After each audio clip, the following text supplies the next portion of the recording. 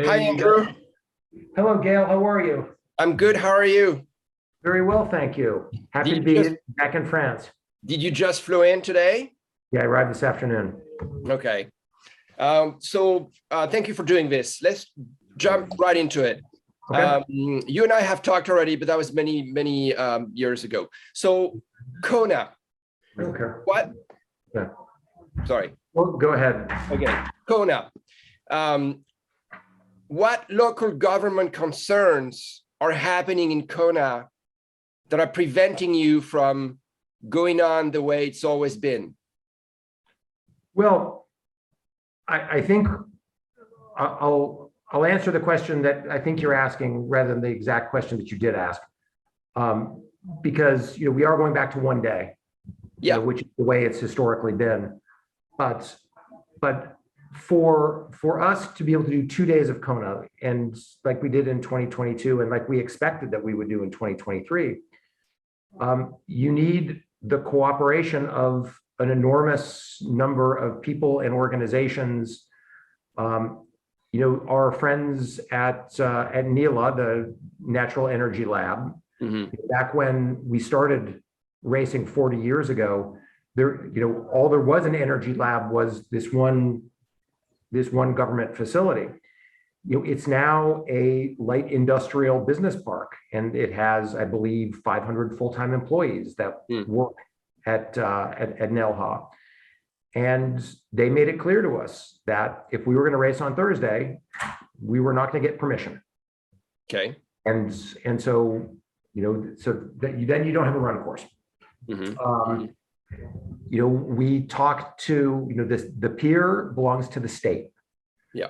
The major roads belong to the county. Mm. Police, our county employees, and so lots of the constituents Mm. said, look, we tried to race 2 days. We, in good faith, we gave it every chance, but it just didn't work. Mm. And so the people who we would need to get cooperation from, Mm. if you want to have music, you need a permit for amplified sound. Right. And So you're telling me Kona has become too big because Energy Lab, the pier, I mean, that was fine for so many years, like you're saying, for 40 years, for 38 years, 37 years, and then you split it, and then now you can't even have 2 days. having it on Saturday is fine. Okay, but then why don't you have men and women on Saturday then? Well, I think different issue, but well, look, where we ended up, as we started, we announced, and when we were in Hawaii in October, it was our expectation that we were going to be able to both keep the promise, men and women each get their own day, yeah, and everybody races at Kona. And those are, unfortunately, those are two promises that are mutually exclusive in the environment where we find ourselves. yeah. And so we were forced to say we can either go back to 1 day of racing and have men and women on the same course, and the way it's always been. That would be possible if you wanted it, like Kona, the population of Kona, they would be okay with that. We could go back to the way things used to be. Okay. I think we felt that wasn't the right thing to do. Okay. That, remind me very quickly, why did you guys split men and women on different days? What was the reason behind it, or the reasons? well, the main reason is historically, for both pro women and age group women, having male age groupers and pros it interacts with their races. Yeah.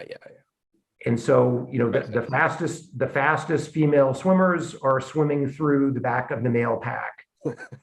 And Sometimes the pros.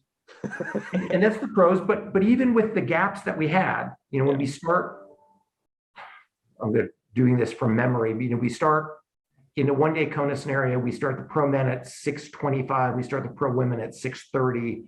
Then we usually have a 20-minute gap before we send off the next wave of age groupers. Yeah. And those age groupers ride through the back of the women's pro field.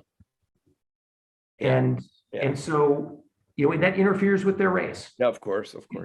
And so part of what has worked for us at 70.3 World Championships, which we started doing in 2017 by splitting the days and having a men's day and a women's day, is both pro women and age group women get a completely clean race. Yeah. They get a race that is unencumbered by men. And they also get the benefit of the full focus of media, and they get the full spotlight on their race. Yeah. And we really felt that was important. Yeah. And so, and that it has been a game changer for us for 70.3 Worlds. Right. And it also, and for 70.3 Worlds, we've got close to 120 qualifying races around the world. If you only have one day of racing, you're limited on how many athletes you can realistically put into a course. And when you have 120 qualifying races around the world, you get to a point where you have to win your age group to qualify for the World Championships. Or if you're in a really big men's age group, you have to be in the top handful. Yeah. And part of what we think is really matters is to be able to have a world championship that is more aspirational, that a good age grouper on his best day with maybe a little bit of luck from roll down gets a chance to qualify for the World Championships. And we really saw that work for us for 70.3 Worlds. And we've seen the same types of dynamics emerge in the last 10 or 15 years when it comes to qualifying for Kona. Right. And, and I often tell the story of when I was, a passionate age grouper, coming up on 20 years ago, I was trying to qualify for Kona. I would go to Ironman Canada or Ironman Lake Placid, and there'd be 100 slots. Yeah. And, and now it's 40. Yeah. And we have races around the world where there's even fewer than that. Yeah. And so for a whole cohort of athletes who are never going to win their age group, but are passionate about Ironman, them having an opportunity to be able to qualify and compete in a world championship. Yeah. It's a meaningful accomplishment. For sure. Yeah. And as Ironman continues to grow in a one-day scenario of Kona, it's just going to get harder and harder and harder and harder for athletes to qualify. Yeah. But let me just stop you for 1 second, because correct me if I'm wrong. I hear what you're saying, and I actually personally, as an age grouper myself, I agree with you. But having the World Championship in 2 different locations, that's a first. That's a first. Yep. Aren't you worried that you're going to upset some people? I mean, right now, I think there's 6,000. There's a petition mainly from pros. I mean, not 6,000 pro, but a lot of it is driven by pros, male, that are upset that they're not going to go to Kona. Do you understand that? Oh, I understand it. And what do you tell them? Next year it will change. Men will go to Kona, women would go to Nice, or that we've already announced. Okay. And so women will race in Nice in 24, and men will race in Kona. Oh, okay, I didn't know. Okay. And that's our vision, is that we'll alternate. And so we're not leaving Kona, but we'll alternate. So gender. you keep Kona. You always keep Kona. Yep. And a different location every 2 years, or something like that. Something like that. Okay. And so for people, if Kona really is the thing, there's going to be a lot of people who want to race Kona. I don't blame them. I want to race Kona. I've never been good enough to qualify. But there's also a group of people for whom having an Ironman World Championship in Europe, where you don't have to fly 24 hours and deal with 12 hours of time zone Right. and take 2 weeks off of work. Yeah. Get a loan at the bank because it's expensive. Right. To be able to get on an airplane from any major city in Europe, fly to Nice, have affordable accommodation, race in a world championship, be a world championship athlete, have a world championship experience on a world championship course. Yeah. I think there's going to be a bunch of people who really like that too. How hard was it to take the decision on Nice? What were the other cities in Europe that you guys were considering? I love Nice myself. I've raced Nice 7 times, so I don't have to be convinced about Nice myself. No. But so we spoke to a lot of communities, and Nice was the fastest to appreciate that this had the potential to be a game changer for Nice. Mm-hmm. And so, we have experience. We have a team here in Nice. I'm in the Ironman offices in Nice right now. We have a long-term relationship with the Ville de Nice, and in particular with Mayor Estrosi. We hosted a world championship here in 2019. Yeah. Mm-hmm. And so there were a lot of things that made this a very easy choice for us. But there were a lot of other places that put their hand up and said, what do we have to do to be considered in the future? Mm-hmm. And let me come back to one of your questions about whether people are happy or unhappy. Right. One of the great things about the Ironman community is that the Ironman community cares deeply about what happens within our sport, and what we don't lack, there's no lack of engagement among our athletes. People care, and they care a lot. Yeah, they're passionate for sure.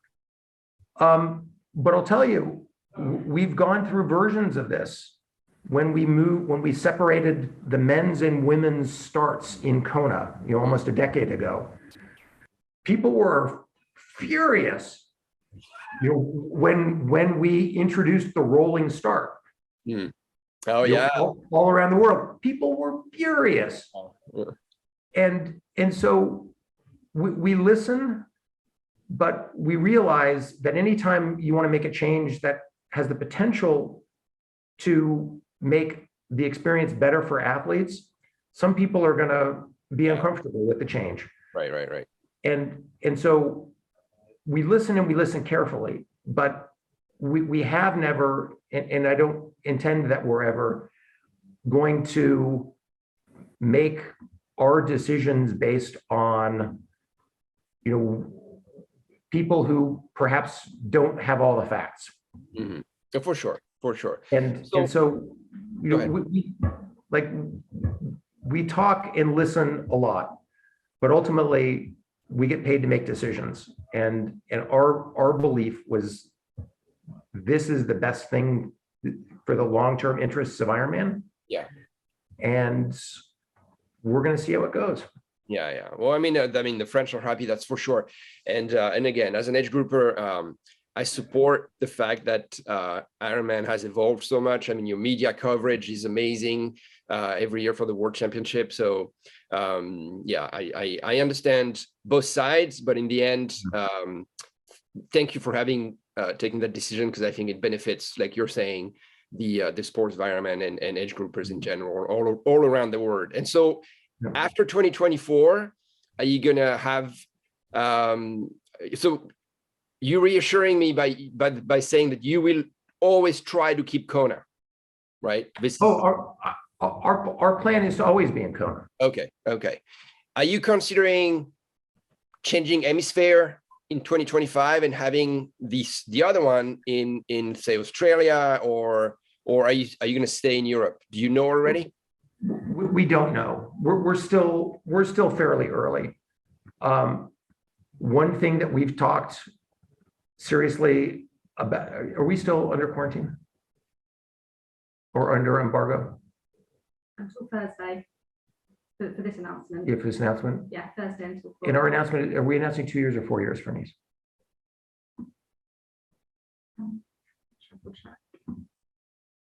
We will likely stay in Nice for 2 cycles. We'll likely be here really? for 4 years. Oh, wow. Okay. Oh, that's awesome. Okay. Yeah. Okay. So what we're going to announce, what we'll announce tomorrow is that it's going to be 2 cycles. Okay. Men in 23 and 25, women in 24 and 26 in Nice. Okay. Okay. Oh, wow. Okay. Well, I imagine that after that, you're going to have pressure from either the Australians or the South Africans. We already have it. Already there. That happened last year. Yeah, I'm sure that Jeff Mayer is texting you, calling you, you know. Queensland's quite keen to Right. chat.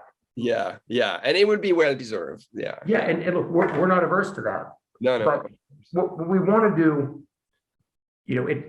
this came together quickly. I mean, and as I said at the beginning, Yeah. When we were in Kona, our expectation, and this is 8 weeks ago. Yeah. No, it's 12 weeks ago, excuse me. Mhm. Our expectation was we were going to be racing women on Thursday and men on Saturday in 23 in Kona. And, that was what was going to happen. And, Oh, wow. Okay. and so it was only after Kona that it became clear that we just weren't going to be able to have 2 days in Kona in 2023. Mm. And so, we worked with Nice and in a number of other communities. Nice was the best option. And It was or wasn't? Nice was. It was, yeah. And one that we feel very good about. Right. But we're going to see what happens. We'll be interested in seeing how qualifying works and what the race experience looks like. It's going to be on the, just 2 weeks after 70.3 Worlds. Right. And my guess is there's going to be a lot of people who will use 70.3 Worlds as a prep race. Mm-hmm. For sure. And yeah. And then we'll have a couple weeks and then we'll all be together in Hawaii. Yeah. So you're aware also, I'm sure you that the course in Nice is not at all the same design. I mean, the bike course than Kona, right? It's quite. Oh yeah. Yeah. Well, I've ridden the bike course here in Nice. You have? Yeah. Yeah. It's hard, but it's pretty hilly. Yep. Yeah. So you're gonna have people complaining also about that.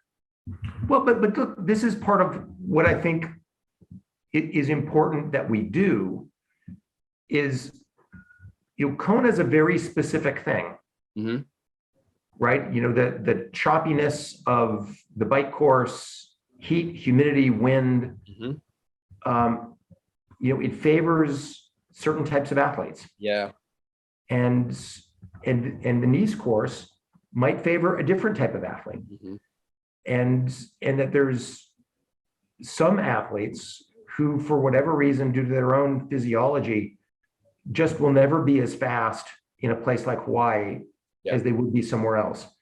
And this gives those athletes an opportunity to be competitive. Yeah. And so, it's going to be, it'll be a wetsuit swim.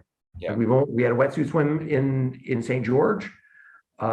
But other than that, there's never been a wetsuit swim for the Ironman World Championship. Yeah. It's going to be the hilliest bike. Mm-hmm. Well, actually, St. George was a bit of a monster bike course also. But then a dead flat run. Yeah. And so, looking at both professionals and age groupers, who are the athletes who are likely to be most competitive in that environment? Yeah. I don't know. Maybe it'll be the same type of athlete, but maybe it won't.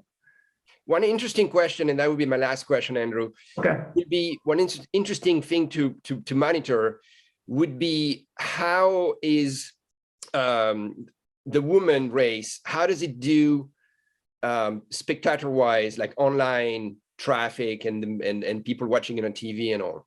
Because it's one thing to have it in the same location as the men, but if it does very well, then it's a very positive signal for the sport, because it means that the women's Ironman professional sport is mature enough, has matured enough to get the interest this at the same level from what the men are able to get. Because I mean, again, the men are going to go faster, so it's more spectacular. So from a spectator viewpoint, and I know what I'm saying. It's not politically correct to say this, but it's just a fact on TV, right? People watch what's spectacular. So I wish that the women will be as viewed as the men's course, you know? Yeah. Well, what I can tell you is we will put the same resources against the women's race as the men's in terms of, bringing all of our promotional might to bear. But is that why you had is that why, sorry, cutting you, is that why you chose to keep the women in Kona and have the men in Nice and not the other way around? I mean, you watched both races last year, right? Yeah. I thought the men's race with, Sam Laidlaw and Gustav and Christian and Max, and I thought that was a great race. I know. But the women's race, I agree, was freaking awesome. I agree. Yeah, but you and I are biased. You know what I mean? Well, but look, I guess I want to answer your question fully. Like, I don't know what the viewership's going to be, but I can tell you we're going to put the same number of motos, the same number of cameras, the same amount of promotion behind it. And I can also tell you that the women are going to turn themselves inside out to try to win. And they do every year, for sure. And that, part of what's really exciting right now is, we went through a period of time where Danny won like 10 out of 12 world championships in a row, something like that. Mm-hmm. And Danny's still a force, don't get me wrong, but there's a bunch of other women who think they can win and they're going to try to win. Mm-hmm.